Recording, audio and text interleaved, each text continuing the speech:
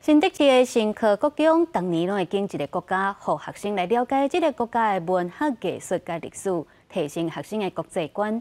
今年就经菲律宾做主题，让学生家己设计活动来认捌无同国家的特色甲文化。Ready, go！ 快点！比赛开始，赶紧甲传统服装穿好好势，行去头前要比看卖，啥人较知影菲律宾有啥物特色？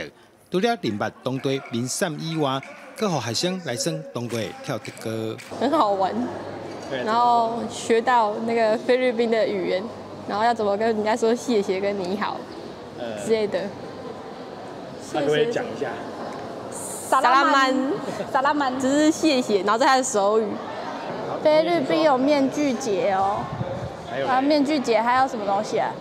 复活节不是复活节，那个他们信仰的宗教。对，信仰宗教是天主还有基督，然后还有佛教。新德市新科国中以菲律宾国家做主题，设计出好耍的过关游戏，让学生透过活动会当学习体验菲律宾当地文学、艺术、运动、历史等等多元文化。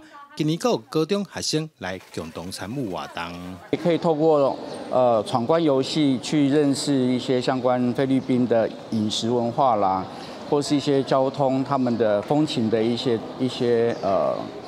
特色这样。活动设计最主要是由我们各领域，在我们9年级的班级设计有关于菲律宾的一些相关的一个国家议题的一个课程，然后由我们9年级的孩子来负责关卡的一个设计。比如数学领域，我们就设计的是货币的一个闯关，非数不可。那我们中间的这个部分，就是我们艺文领域设计的有关于菲律宾的一些民族运动，就是竹竿舞的部分。校讲，逐年举办的国际教育体验是以地球村做概念，每一年拢会以一个国家做课程发展主题，希望让学生对活动中展现尊重多元文化，也培养家己的国际观。记者杜君和新竹报道。